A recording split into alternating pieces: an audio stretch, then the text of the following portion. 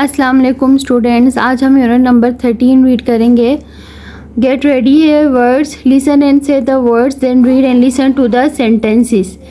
Terrifying, nervously, rudely, politely, fierce, aggressively, delicate, bravely, greedy, shyly, voice, calmly. अब इनके sentences हैं. The big thunder storm last night was terrifyingly यानी खौफजदा करने वाला. What have I done wrong, I ask nervously परेशानी से. Go away, the boy shouted rudely सख्ती से. May I help you, the waiter asked politely waiter ने कहा कि क्या मैं आपकी मदद कर सकता हूँ. The lion look very fierce with its huge teeth and Claus.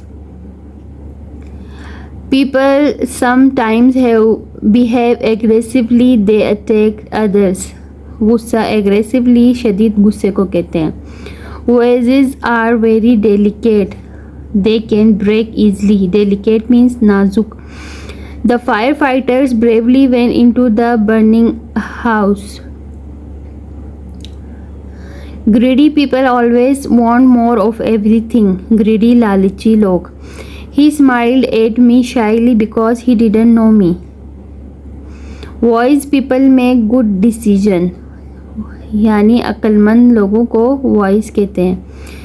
अक्लमंद wise. Tom reacted calmly to the bad news. He wasn't upset. Match, then write another answer of the each question. What word describe a shy person? Number 1 का है quiet. 2 में देखें what things are delicate, sensitive होती हैं कौन सी चीज़ें नाजुक होती हैं. flowers. What weather can be fierce? thunderstorm. What animal is terrifying? 4. bear. What makes a student feel nervous? यहाँ देखें taking test. Which words have a positive meaning, which are negative? Complete the chart. Positive में politely, calmly, bravely, wise. Negative में देखें rudely, greedy, aggressively. ये negative है.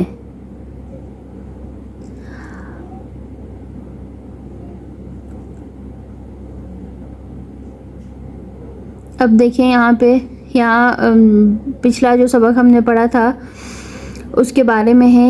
A girl named Akiko visits Brussels and wants to taste the best chocolate. She finds a store where the shopkeeper gives her a special praline. When she eats half of the chocolate, she feels dizzy. She opens her eyes to see that she is in a kitchen where a man is making chocolates. He is James Nihos, the inventor of praline. He teaches her how to make pralines and then it's time to go. Akiko eats the other half of the praline and ends up back in the store in Brussels. उसके बाद यहाँ पे हम preview देखेंगे.